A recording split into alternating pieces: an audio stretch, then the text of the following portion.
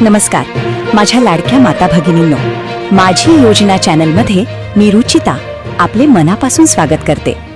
आजचा व्हिडिओ राज्यातील लाडक्या लेकींसाठी आणि गरजू बालकांसाठी अत्यंत आनंदाची बातमी घेऊन आला आहे.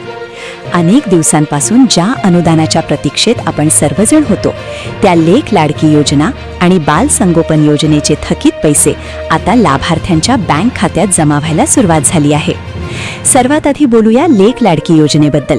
मित्रांनो, 2023 पासून राज्यात ही योजना सुरू करण्यात आली.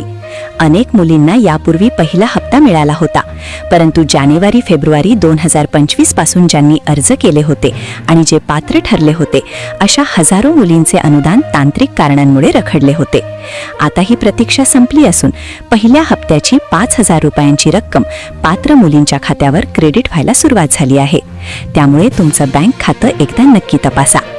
आता दुसरी महत्त्वाची अपडेट म्हणजे बाल संगोपन योजना.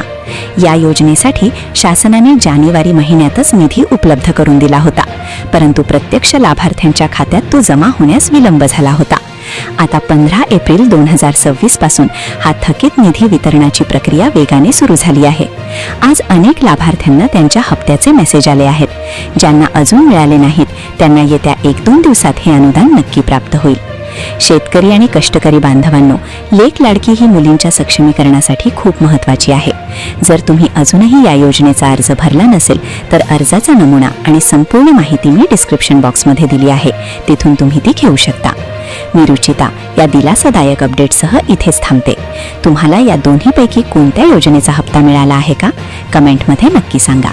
आणि सरकारी योजनांची अशीच खात्रीशीर माहिती सर्वात आधी मिळवण्यासाठी आपल्या माझी योजना चॅनलला नक्की सबस्क्राईब करा. धन्यवाद.